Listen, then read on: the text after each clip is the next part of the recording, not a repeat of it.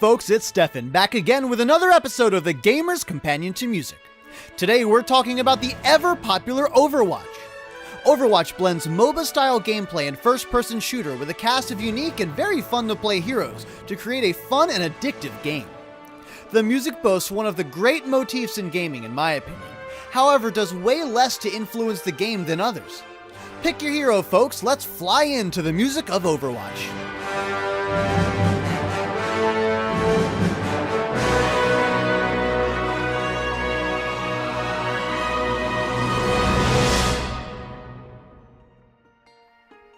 Overwatch released in May of 2016 on PC, PS4, and Xbox One, and won a ton of awards. I mean, seriously, the list is literally too long to put in one graphic, so look it up if you get the chance. Two teams of 6 unique heroes go up against each other trying to either defend or attack an objective. Games last maybe 10 or so minutes on average, a little bit more in competitive, and it's really incredibly fun. The music was composed by a team of composers: Neil Ackery, Derek Duke, Chris Velasco, and Sam Cardo. Together they created one of the coolest musical motifs in gaming. Now, I had recently said in the behind the scenes video that I wasn't likely to do Overwatch anytime soon, because the music isn't that prevalent in the game. Well, that's true to a point. The music that is there is damn good, so I couldn't pass it up any longer. If you're watching the video, my guess is that you've heard it, but this is the true essence of Overwatch.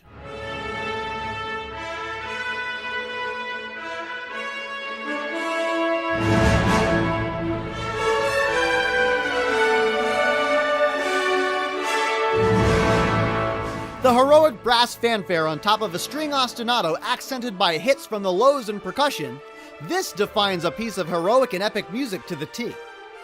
If you are looking up heroic music in the dictionary, this is what should play.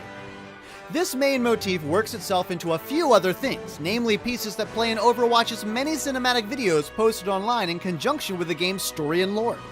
In fact, the orchestral music for the game is phenomenal. The overture in particular combines orchestral majesty with a very epic and heroic feeling like this.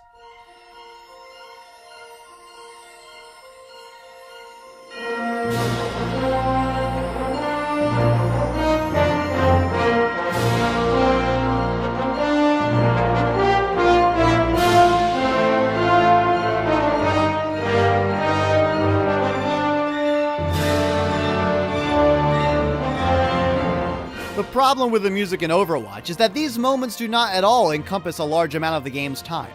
In fact, there's a very specific and particular flow that each game follows, including the music. Save for the title screen or cinematics, the music you hear during the actual gameplay of Overwatch is largely rhythmic and electronic. Now, especially for those unfamiliar, when you select a game, you get matched with players and the name of the destination shows up, that is, which map you're playing on. Then there's about a 30 to 40 second period of hero select, then 60 seconds of pre-game setup with your team. If you're attacking, you get stuck in the opening room, and if you're defending, you get to set up your defenses on the map during this time. Then the game starts, and you play until you're victorious or are defeated. Then it'll show victory or defeat and cut right to the play of the game. This video takes what the game thinks was the most influential or spectacular play and plays it for everybody. Then the results screen shows and you get to do it all over again.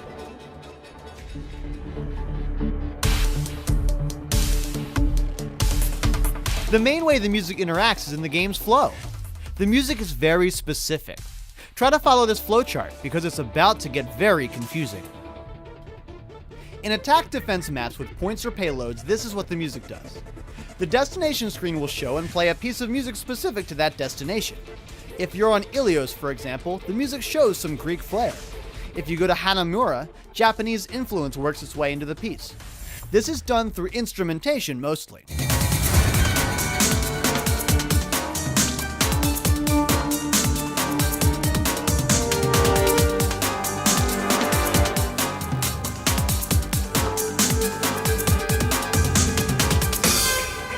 That music will continue playing about 10 to 15 seconds into the hero select.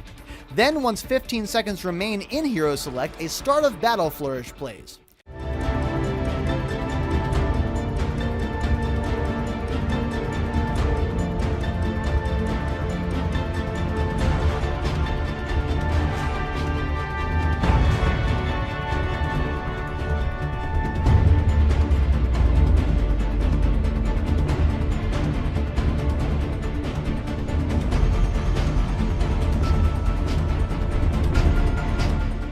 That'll fade out about 20 seconds into the setup phase. At 15 seconds before the match starts during the setup phase, another Start of Battle flourish plays, with the Overwatch motif this time. And that'll fade out about 20 seconds into the actual battle.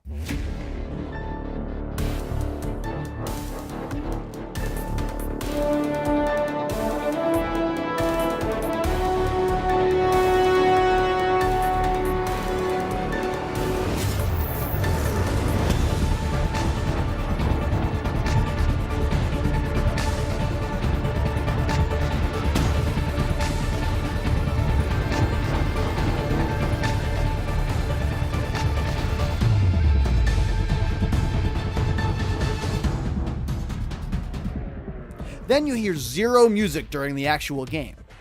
The exceptions are when a team captures a point, you'll hear a short music cue to signify that. Or if a team has a Lucio, you'll hear Lucio's beats. I'll go into that a little bit later. When the match is running low on time with about 30 to 28 seconds left, music will play to kind of lead you out of the game.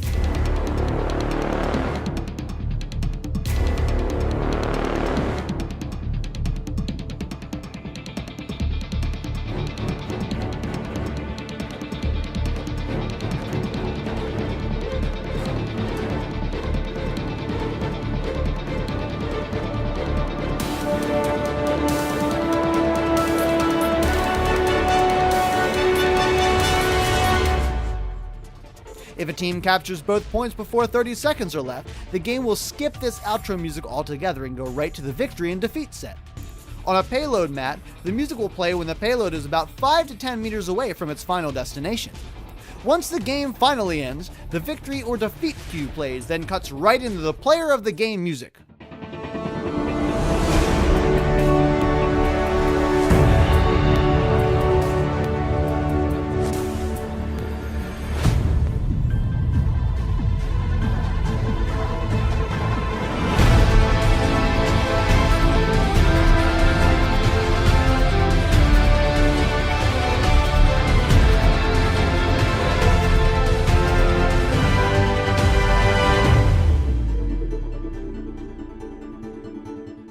This fades into the rhythmic and pulsing music for the recap screen. If a game goes to overtime, and they often do, there's specific overtime music that will continue playing through the entirety of it. Once a team wins or loses, then the victory or defeat cue plays as normal. In Capture the Flag or Attack the Point maps, the setup time is way less, so music plays through the setup period and until the point goes live, about 30 seconds or so into the match.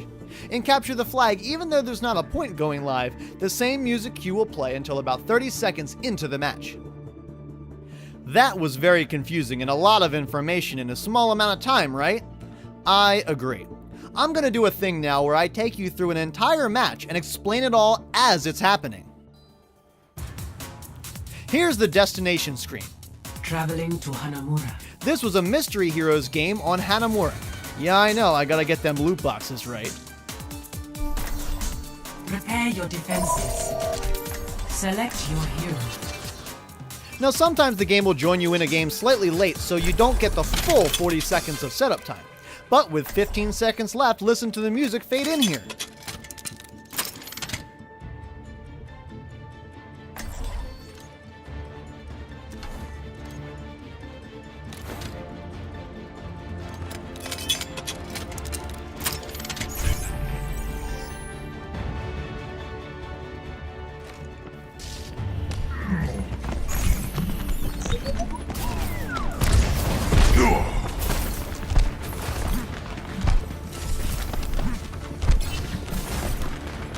Someone's going to put a stop to your illegal activities. And now it's gone. You and your friends are breaking the law, same as me. Attackers incoming in 30 seconds. Excuse me for dropping in.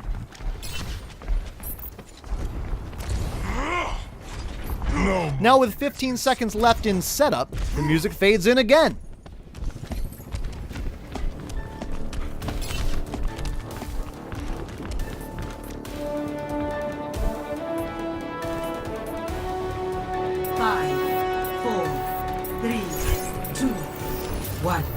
Attackers incoming.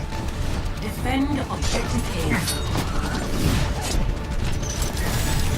some healing. Behind you.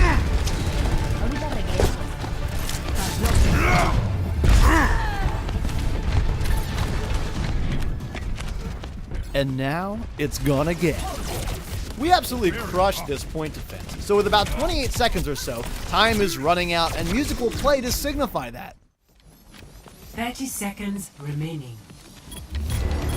So close! Just hang in there. Let's see you get past this. I'm on fire.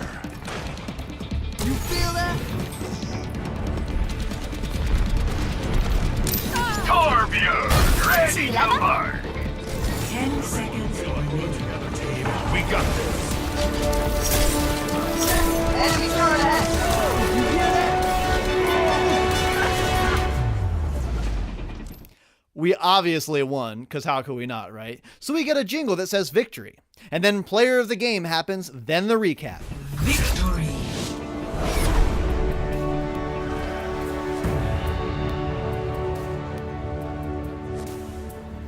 Play of the game.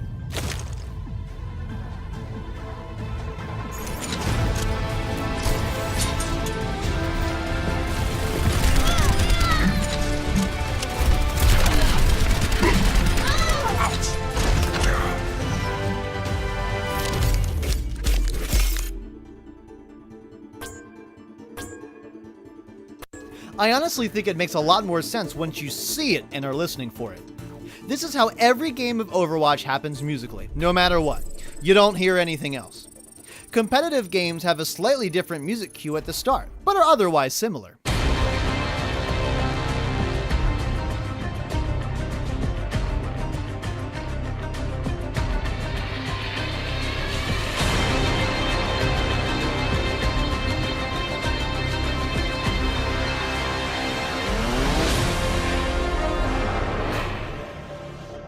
When you're defeated, this cue plays at the end, which is also the same as if you draw.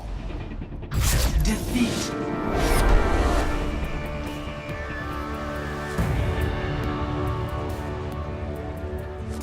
Victory sounds like this again, just to compare. Victory.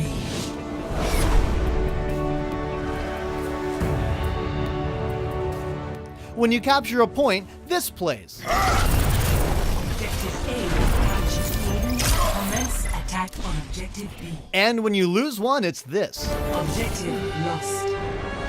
Stop the payload. Perfect. And that's Overwatch. Seriously, if you play hours and hours and hours of this game, this is all you'll hear in actual gameplay.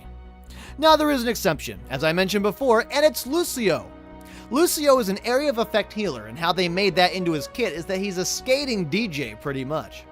When he's speeding up his team, one piece of music will play in the background, and when he's healing, a different one will play. Now this is based on your proximity to Lucio, so you've got to be pretty close to hear it. If you are Lucio, you get your own soundtrack to the actual gameplay. This is Lucio's Speed Ya Up music.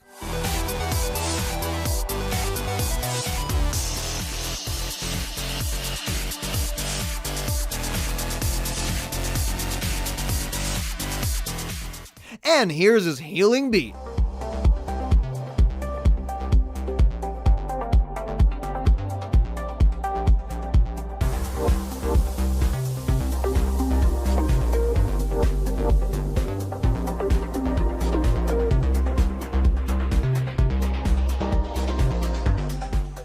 The next line took about 25 takes.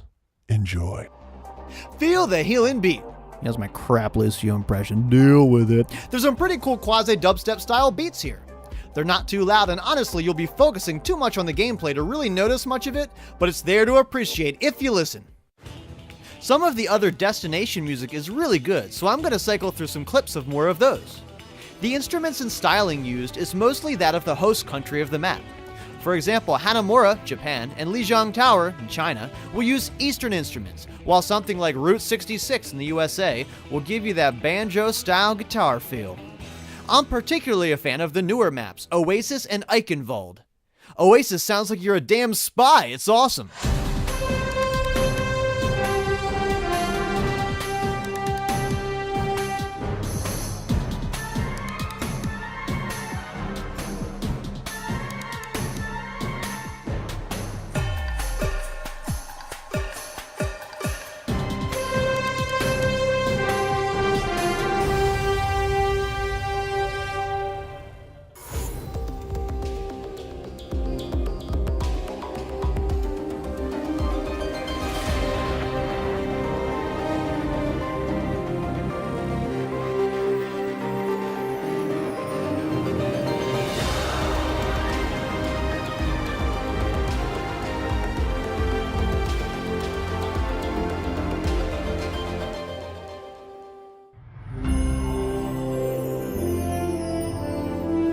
Now just for the sake of it, Overwatch has had a couple events so far. My personal favorite theme was the Winter Wonderland. Here it is.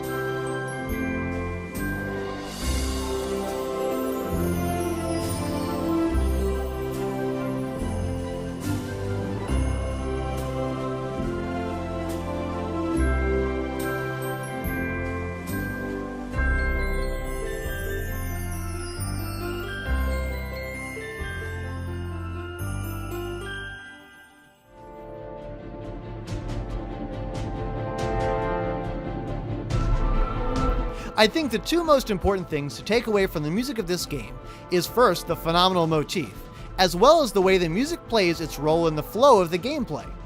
It's really important to note that music not playing underneath gameplay is just as effective a tactic as having music play. Not having the music there puts an emphasis on what you're actually doing. And then when the music does find its way back in, it comes back during an important moment.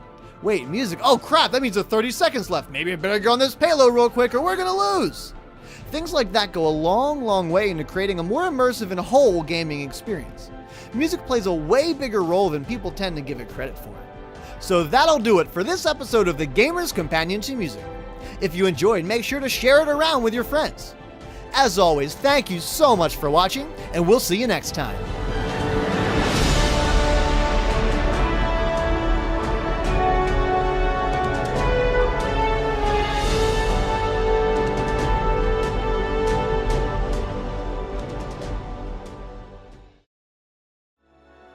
Want more Gamer's Companion to Music? Click the playlist on the left. Want some Gamer's Companion to Rocking? Which is clearly an April Fool's joke video. Click on the right.